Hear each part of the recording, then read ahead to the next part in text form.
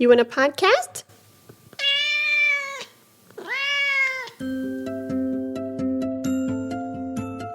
Welcome to Flute 360, the podcast that reminds you everything is connected.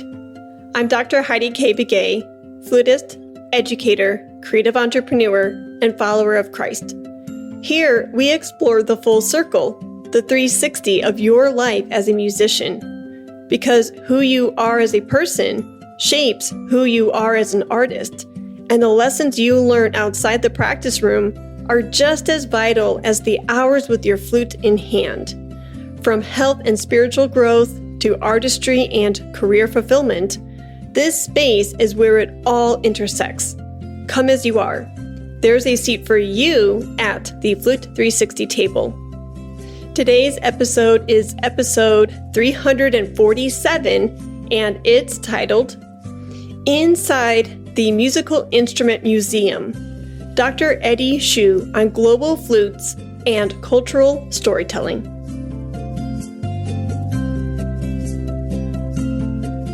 Before we begin today's conversation, a quick note. The Musical Instrument Museum's new exhibit launches November 7th, 2025 in Phoenix, Arizona. You can find all the details from exhibit hours to ticket information at mim.org. That's MIM.org. Now, let's step inside the museum with Dr. Eddie Hsu and explore the incredible world of global flutes. Hey there, Flute 360ers. Thank you for tuning in to another Flute 360 podcast episode. We are so thrilled that you are here. And in the last 7 years of this podcast, I have never had such an experience with a museum, with specifically the Musical Instrument Museum, and talking about their exhibit of the Magic Flute. I've never been able to have that opportunity or the possibility of picking a curator's brain, an ethnomusicologist's brain on his work. And so we are really, really excited to have Dr. Eddie Hsu here with us through MIM. And it's such a pleasure to have you here, Eddie, and not only get to talk about your path and in ethnomusicology, but specifically what you're doing in MIM inside of Phoenix, Arizona. So thank you so much for being here. Hi, everyone, and thank you so much for Dr. Heidi for having me here. It's a pleasure to be here today. Excellent. So let's start with that first and foremost. I am giddy excited just to hear about your background as an ethnomusicologist. How did you get into this line of work? Tell me your backstory so that way the listeners have a foundation for today's conversation.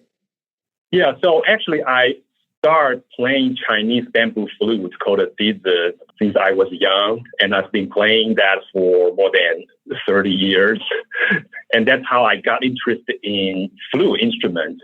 And I got a performance degree in Chinese bamboo flutes for my college. And after that, I started to get interested in not just how the instrument work and their song and the repertoire, but I want to get to know more about the traditions and how musicians perceive those musical traditions. I started to get interested more in this field of ethnomusicology, so I get to hang out with those musicians and get to know their concept about the music related to the instrument.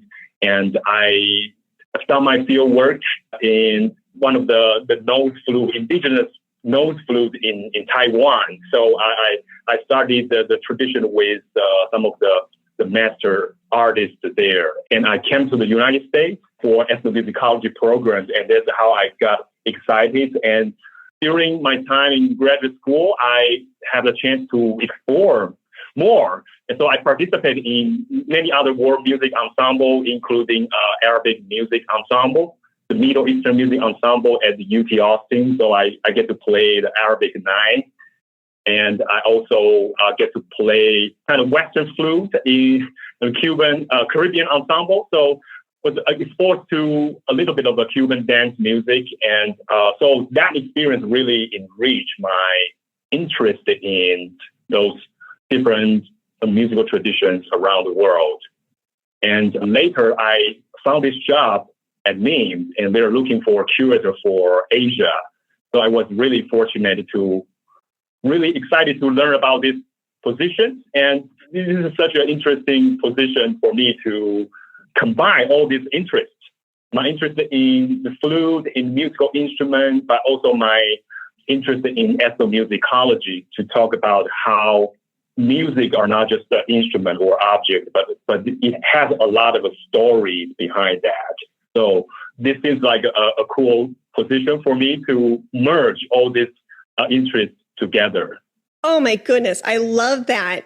And I did not convey this through email communications with your team, but I don't know if you know this, but I'm married to a Native American gentleman, specifically from the Navajo tribe. And so a lot of my master's research and studies for my master's degree in music was looking at the Hopi Indian flutes and the Navajo music and Apache and things like that. And so you're right, it's really interesting to see the correlation with language and culture and instruments and bringing it together, and how music serves a purpose in ceremonies and healing practices and entertainment, things like that. And so I'm so excited that you have that opportunity to marry together all of your interests and skills into a bona fide position. That's really exciting.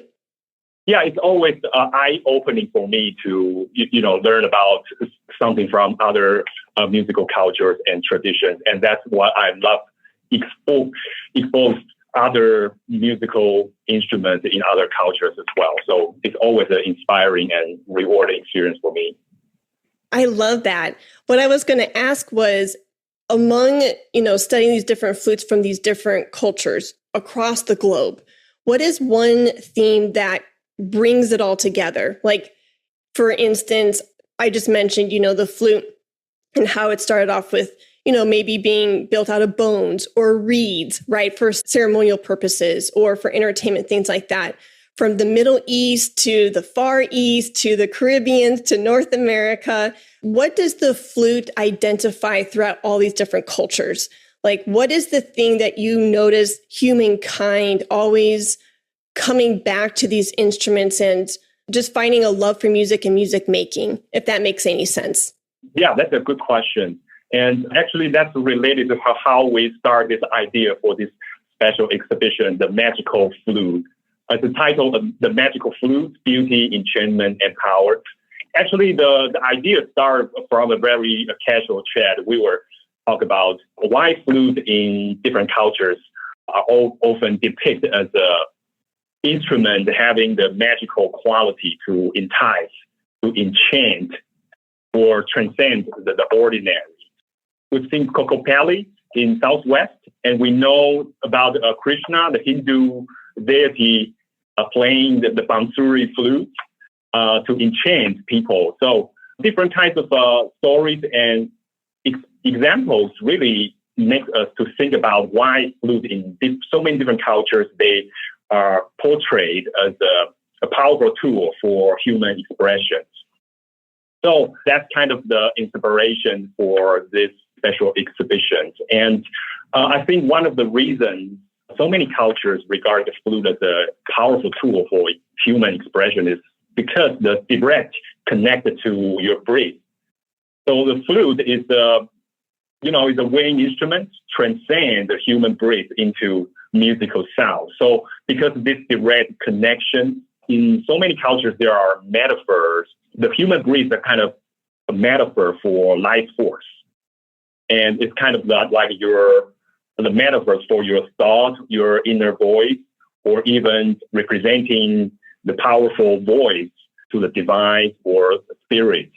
So I think what's really important and what we really want to showcase is the flute's magical quality to entice people, to enchant people. And this shows we're really excited to put together a really impressive collection of flute featuring examples from across cultures, spanning thousands of years. We have 8,000 years old bone flute, but we also have something closer to our contemporary memory and performance, like some of the instruments used by well-known artists to showcase how flutes across centuries have been used by different peoples in different cultures as a powerful tool for rich human experience. Ooh, I love that. It is a powerful tool and it transcends, right? And it tells stories and brings people together. It's all about the humanity, I would say. That's also related to part of what we do as the Musical Instrument Museum. We celebrate the global diversity of the musical instruments. These shows, we feature flutes on a global scale. So it's a really just an incredible range of typologies of flute across cultures and time. Well said. Yes. And that segues beautifully into the specific exhibit in Phoenix, Arizona. And I know you guys air or launch on November 7th. Is that correct? Yeah. So the special exhibitions will be on view, open to public on November 7th, and it will be on view through September 13th next year. So it's going to be a 10-month show, and it's really exciting for people to explore all these one-of-a-kind, unique flute from different cultures to tell the story. I love that. How exciting. So specifically, before we get into the individual distinct instruments that you brought to today's conversation, can you give us some behind-the-scenes layout and description of what it means to curate an exhibition like this? Because I know there has to be a lot of organization and systems and details and people and teamwork to come together and forge to bring this exhibit to come to life. Can you give the listener a little bit of a behind the scenes view of what it takes from ask? I know we can't get all the details, but ask from beginning to end what that process looks like? Yeah, so there are so many different behind-the-scenes stories. People in different departments of the museum, they all have a different behind-the-scenes stories. But I think for us as the curators, some of the most exciting things for us are selecting instruments, selecting the right object to tell the story, and also where did you get those objects to tell the stories, right? So I think we start the idea of this exhibition to showcase the flute story as having the magical powers. And then and by the way, this show is co-curated by all the main curators. So we have different curators in charge of different geographic regions. So for me, I'm the curator for Asia and Oceania. And we have other curators in charge of other geographic regions. So to put together a show on a global scale really requires a collaboration between all the curators. And each of us have a different, unique insight to contribute to the show. So it's exciting, but also a challenging process. So we started the ideas, and then we keep working on narrowing down the list, finding the right object to tell the stories. We have ancient flutes from 8,000 years ago, an ancient Chinese bone flute to tell the story. So flute is one of the earliest known musical instruments probably in human history. And we want to unfold the narrative from those ancient flutes and how that inspired people's imaginations. But we also have some other kind of objects kind of showcase the different typology. So one thing unique about this show is that we showcase a group of flutes to showcase the stunning variety in terms of size, materials, and design, and how people have a different kinds of creativity and innovation, and how people use that creatively for different purposes and functions. So that's one of the fascinating things we found. And also we have some other examples that really showcase the important role these flutes play in their culture for spiritual enlightenment, like a Japanese shakuhachi. And we also have some of the hunter's whistle from some of the Central African traditions. Really, those are instruments that they're believed to possess supernatural powers. And we also have some ocarina, basso flute, or panpipes from Mesoamerican tradition. So those are some of the instruments that in their traditional belief have the ritual power. So we want to showcase how these different kinds of flute instruments are used in their cultures and traditions, and really to tell the magical quality of the flute. But at the same time, we also have something closer to our contemporary memories, like costumes used in Mozart's The Magic Flute. So one of the examples is a costume designed by Marc Chagall, who is a really influential modernist painter who is also interested in music and art. So we have a really gorgeous, really beautiful costumes used in the Magic Flute operas. And I think that's one of the important elements of this show. So we wanted to show people not just the instrument, but also some elements that are inspired by the magical qualities of flute to tell the story. We have costumes like that, but we also have dance masks from Central Africa that really resemble the carving of the figural motifs of their ancestors. And that resonated with the motifs on their whistle, on their vessel flutes as well. So things like that really help us to tell the story. So I think that's one of the important elements I want to point out. And also another unique thing about the show is that we have several monitors in the gallery where people can watch and hear how some of the instruments on display sound like, how they are played. And also we invited a couple artists and experts to actually talk about their story and play some of the very instruments on display. So what we hope is for people to not just look at the musical instrument as objects, but also to experience their expressive voices and to get to know their importance and their cultural meanings. So that's another important layer of the exhibitions. So there are several different layers, and selecting the object, and also work with the design team and exhibit team for the general layouts, how to tell the stories, how to unfold the narrative.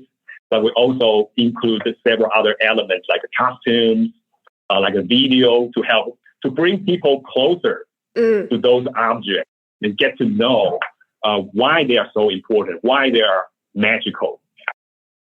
Wow, how fascinating. Thank you for laying that all out so beautifully well said.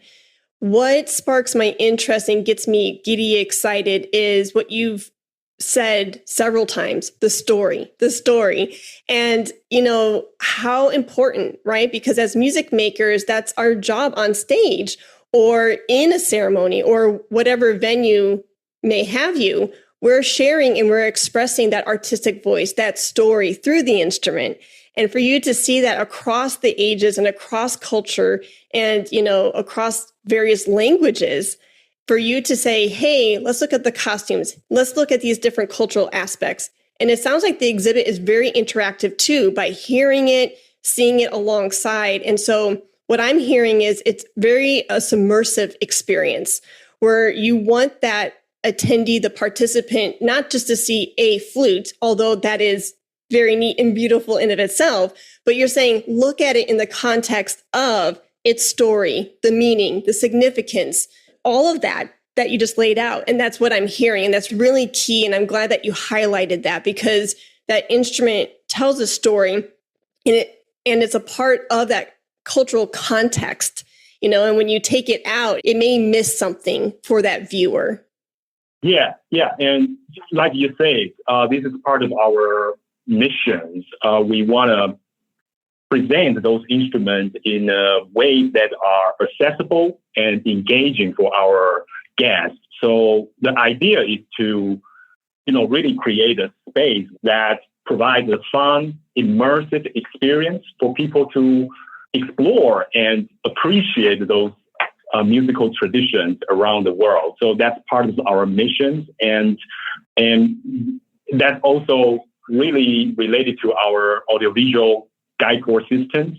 So in our exhibit, we have monitors showing videos for people to watch and to hear how these instruments are being played in their cultural context. We have a video footage of like an interview with artists to talk about their stories, but we also have some field work footage where people play those instruments in their cultural context. So different kinds of videos to show people, and we want to show different aspects of the instrument.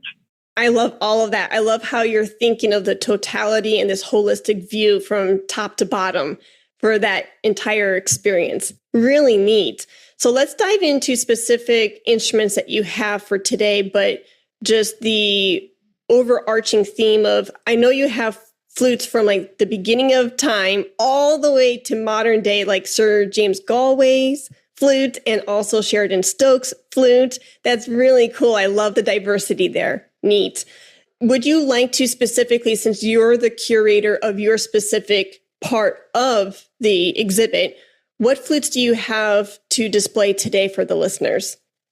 Yeah, there are several different flutes I brought today, but in the show, I have several examples to really talk about the magical qualities of the flute instrument in various cultures. So I'm a curator for Asia and Oceania.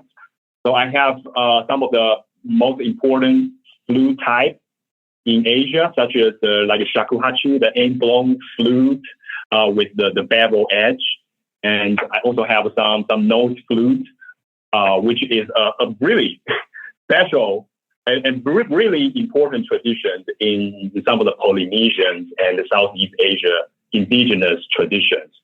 So just like our special exhibition, we like to bring those experiences live so people can experience the expressive voices of those instruments. So today I thought I would bring that same kind of experience live, and I bring some of my flute to demonstrate the musical sound of this flute, and so people can feel more about the magical quality.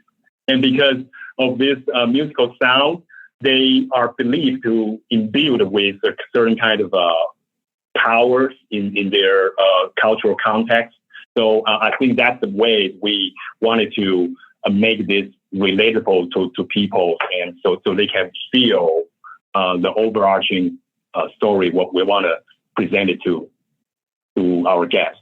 Neat. Thank you for sharing that.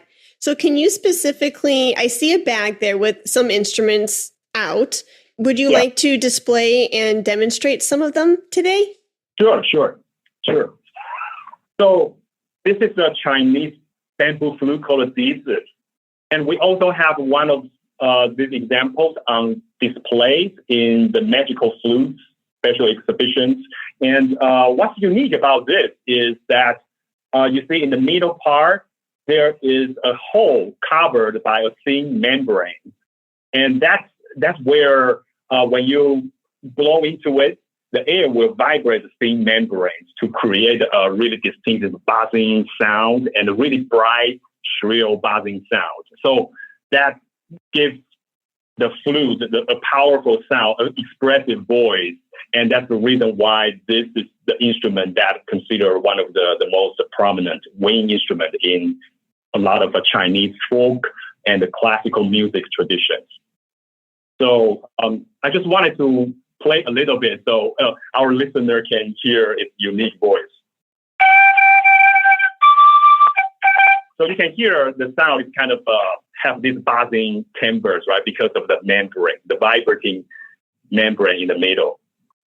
So I think I would just demonstrate a song called "Birds in the Shade," and to demonstrate how this instrument can create a bird-like sound.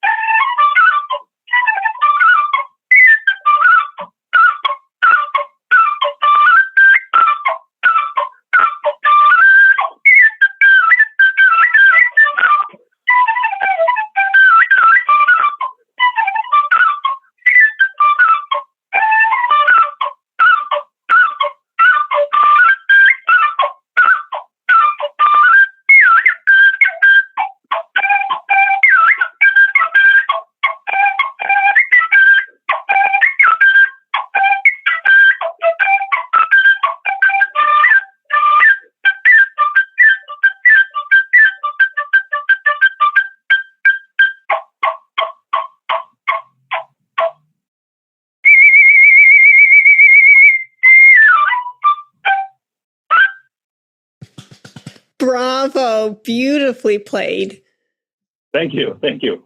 And that's the one thing we wanted to present to people. Like, wow, a flute can be played in this way. So in several different cultures, and they have all unique design to make, all kinds of different sounds. We have a double dust flute from Veracruz that can create a kind of a bird warbling sound. So because of the unique design, so just give an example, and we have a lot of examples like that throughout the gallery. Well, you're a man of many talents. You are such a beautiful flutist. And then for you to not only perform that bird song and then say, oh, I know the history and the dates and how to curate in an exhibit together, that's so mind-blowing. So I just want to say that I really respect your work and that performance and the time and energy you put into this craft. So thank you for that. That's amazing to me. Thank you. And it's also a joy for me to share the joy I feel. It brings me to play this instrument. And you're a flutist, you know that. And it's really, so thank you for having me to have this opportunity to share my playing. Yeah, your face lit up. You just turned into, it was the same Dr. Eddie, but you just turned into this excited performer to showcase that beautiful instrument. I saw it on your face. So that's exciting to see that thrill. Thank you. Thank you. Is there another instrument that you would like to display? Yes. So this is the Arabic name. We also have a couple examples related to this instrument on displays. We have a Turkish name. We also have a couple examples from some of the Middle Eastern traditions. And the reason I bring it is because it's such an important wind instrument in Middle Eastern folk and classical traditions. It's perhaps one of the oldest continually used flute in those Middle Eastern traditions. And it's so unique because if you take a look at that, it seems simple, right? It's just a reed with a couple holes drilled on that. But from ancient times, these type of flutes are believed to have this sorrowful voice, and you can actually enable people to create these airy timbres that allows the players to play the lamenting, longing voices in the more spiritual levels. So, and that's one of the unique quality about this kind of flute. So I'm just gonna demonstrate improvisations, and because in their traditional music they have a lot of microtones they use. So you can see through your fingers, you can do a lot of tonal inflections.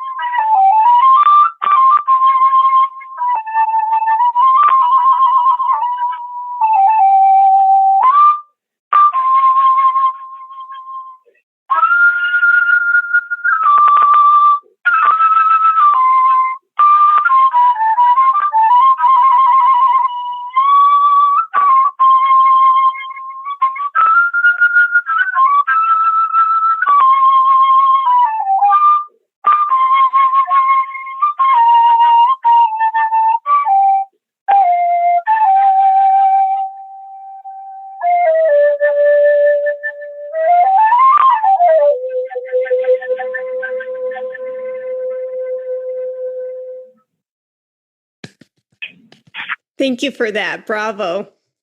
So you can hear the timbre is kind of unique, and that's the reason why it has been used as a powerful tool for longing, to express longing, and also lamenting in many Middle Eastern folk and classical traditions. Yeah, beautiful. I mean, there's similarities between the two flutes that you just played, but there's also unique differences as well. Mm-hmm. And the first one is, we know it's a side-blown flute, the transverse flute played kind of similar to Western flute. You have an embouchure hole and those finger holes. But the second one, the Arabic 9 I play, is an end blown. So you play it with a certain angle like this. And it doesn't have any on the top. It's just hollow end, and play like this. So all these different ways of playing the flute make all different kind of sound and timbre. Now, I'm glad you brought that up. The second flute, out of curiosity, and I just was telling myself, oh, it's the design of the reed or the mouthpiece per se. I noticed that you were playing it like a recorder, up and down, but then it felt like you were specifically intentionally playing off to the side rather than like directly in front of your torso. Is that because of the design of the mouthpiece or the tone? Correct.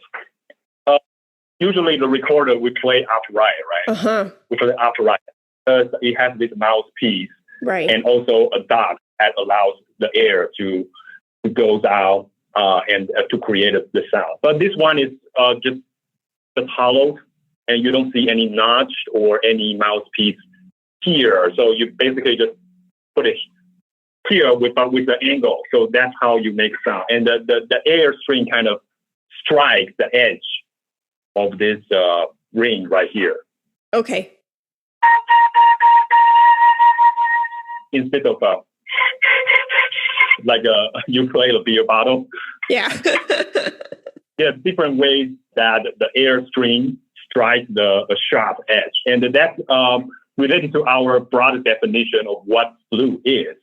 So flute instruments broadly defined wind instruments that whose sound is produced through the airstream, splitting by a sharp edge, right? So you have, for example, like a recorder, you have air duct where the air goes out and then strikes the edge of the duct. But we also have a side-blown flute like this, where your air kind of strikes the edge of the embouchure hole.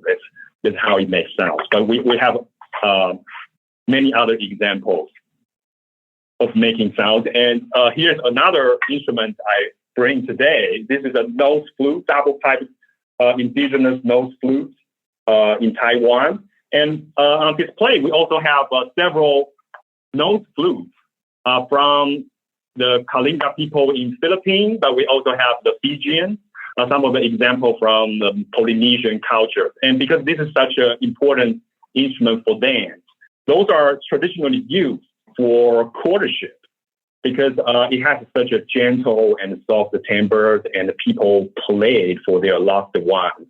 And it's kind of, the music is kind of improvised and kind of as a personal identity. Each person have their own, crafted their own melody for courtship.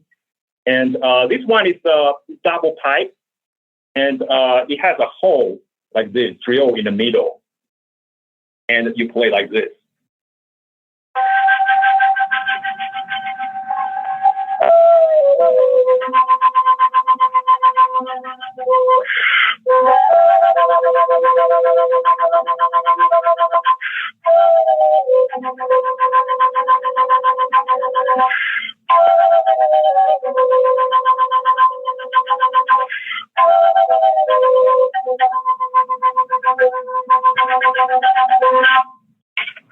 Wow.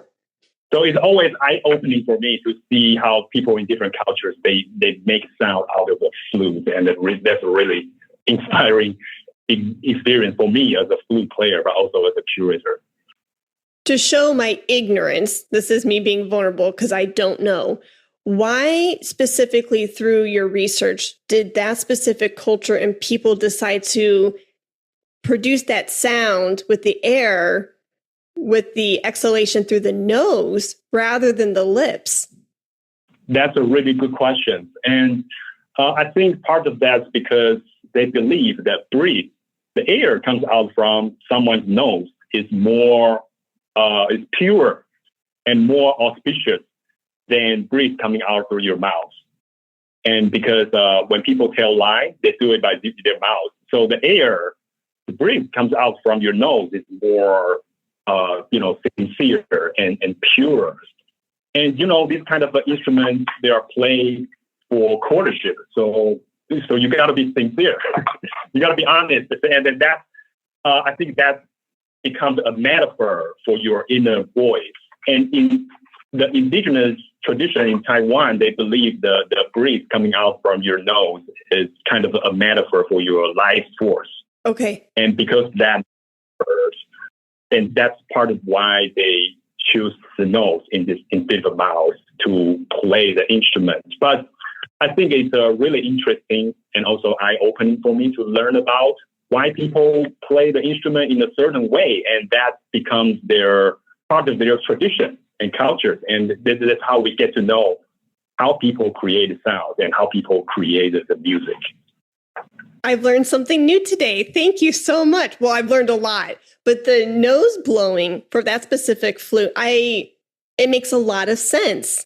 The tongue, our mouth can do good and it can do harm. And when you said, like the tongue can lie. And so the most purest is, the exhalation through the nose because it doesn't involve the mouth. Yeah. Wow. That is goosebumps, like mind blown. I love that. That just makes a lot of sense. I'm so glad you brought that specific instrument. Oh, thank you. Thank you. Yeah. And it's also an important tradition in many Polynesian culture and Asian tradition. So that's part of what we do. We wanted to, showcase the importance of a flute in different cultures, across cultures and across time and centuries. That's amazing. I have a follow-up question. It seems unrelated, but in my brain, it's related. So because of these instruments being on display, being used, all of that, at what point is in the building of the MIM in Phoenix, Arizona, is there a specific technician room or laboratory where these instruments are repaired or taken care of? Are you a part of that process, or is that a completely different team? Yeah, that's a different team, and we have a conservation lab in the museums. That's the rooms where we repair things, we restore the instruments, and we have a conservator at MIM, and his job is to help us to restore certain things. And those things, we have a lot of historical instruments, and those things need to maintain. And part of our mission is to preserve those musical instruments, and it's important for us to make sure we do it in the right way. So a lot of time for us as a curator, we will discuss with the conservators in terms of how to preserve or how to restore a certain instrument.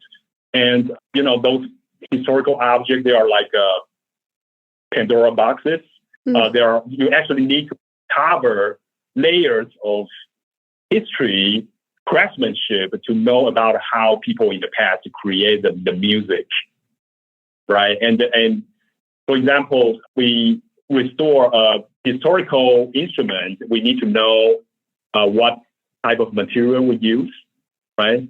And in the contemporary world, people might use a different material to restore the instrument. So we want to be accurate as possible. So those are part of the discussions between curators and the conservators.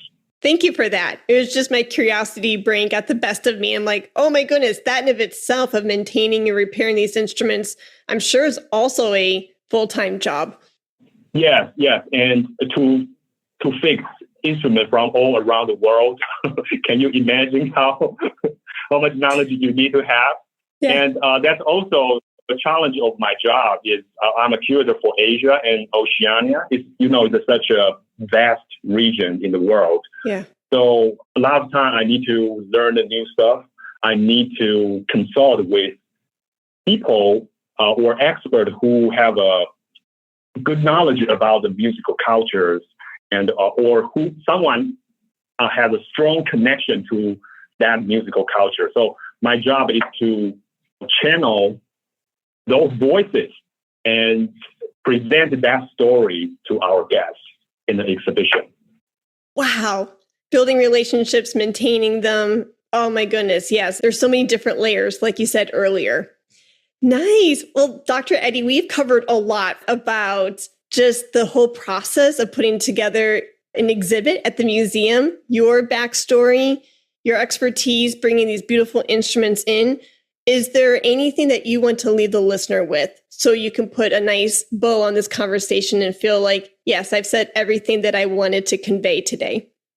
Yeah, so the exhibition is titled The Magical Flute, Beauty, Enchantment, and Power. So I just wanted to give our listeners a better sense about what the theme we features. And so beauty lies in the form, flute form, sound, and design. So we have flutes in design in unique ways. You will see different materials used to make the flute, and we also have examples that really speak to flute's capacity to enchant, entice, and transcend the ordinary. So, and empowers reflect flute's role in ritual ceremonies. So it has been used as a powerful tool, but also the important symbol of spiritual and symbolic significance in various contexts. So together, all these things, beauty, enchantment, and powers, they really speak to the allure of a flute across culture and times. And this special exhibition will be, like I said, will be on view on November 7th, and it will be on view through September 13th next year. And the ticket is $7 on its own, or if purchased with general museum admissions. And we have more information on our website, MIM.org. We really look forward to seeing everybody here at MIM. And I think this is a really exciting chance for us to put together a collection over 100 flutes on display and associate objects like costumes, dance masks that help us to tell the overall stories of the flutes across culture. So it's a really exciting opportunity for us to present it to our guests. Oh, wonderfully said. Thank you so much for showcasing your work. Thank you so much for putting this together with the other curators. I am just blown away just by your expertise and your willingness to share these stories in the exhibit to the 360 listeners. I'm just so giddy excited that we get to peek in, and I can't wait to view it that much more and gather that information through the website you just provided. So thank you so much. Thank you. And Dr. Heidi, before we leave this subject, I also want to add that we have a grand opening weekend on November 7th through November 9th. This is a grand opening weekend for the special exhibitions, and we will have an exciting series of public programs, including Curator's talk and also performance featuring some of the well-known artists. We have Silver Laws performing in MIM theaters on November 7th. So check out our website for more information. We also have Jasmine Choi performing at MIM for the event. So there are more and more exciting performance and workshops during the weekend. So please check it out our website. Wow, what a showcase. And by the way, you can thank the marketing team. They are doing a fantastic job of putting out reels and clips of MIM and of this exhibition, because I've seen the reels of Jasmine Choi playing these different instruments, and I'm just blown away by the marketing team's efforts as well. That's true. And Jasmine is one of the artists we invited to play some of the instruments on display and also talk about the story behind that. And we have invited many other experts or musicians to talk about other objects on display. So it's a really unique chance for people to explore. What a neat collaboration. Congratulations to everybody there. That's amazing, amazing work. Thank you very much. Thank you, Dr. Eddie. Before you go, I want to leave you with this. We believe in you. Both Dr. Catherine Eminent and I know what it's like to build a music career from the ground up, and we've created spaces that help you do the same. If you're ready to grow your music studio, join Catherine's Music Teacher's Playbook. The next cohort closes on November 15th, 2025, and once the doors close, they're closed. You can schedule your call with her through the link in today's show notes.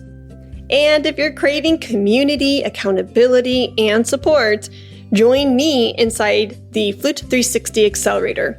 Our next live session is Saturday, November 22nd, 2025, from 11 a.m. to 1 p.m. Central Time.